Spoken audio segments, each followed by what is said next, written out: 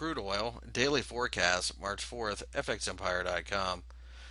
The light sweet crude market had a negative session, as you can see on the chart, dipping down to right above the 90 handle in order to bounce and form a fairly impressive looking hammer. The top of the hammer is 92, so we expect that to be resistance, and it was support previously, so that makes sense.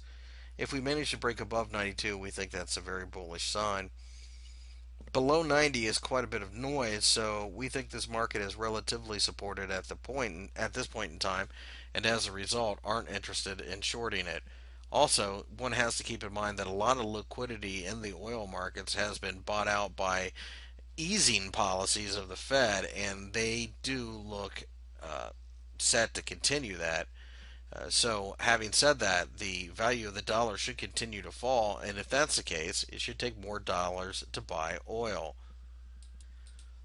Looking at the Brent markets, you can see that we fell down to the 110 level during the session, but uh, in reaction to 110 being a large round psychological number as well as the beginning of this massive supportive cluster here, we did get a bounce and we did form a hammer. A break below of the hammer really doesn't signify anything quite yet, but as you can see, this chart shows there is quite a bit of support down there and quite a bit of noise.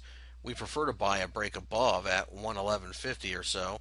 If we can get that, then we think this market can run up to about 113.50 without too many issues.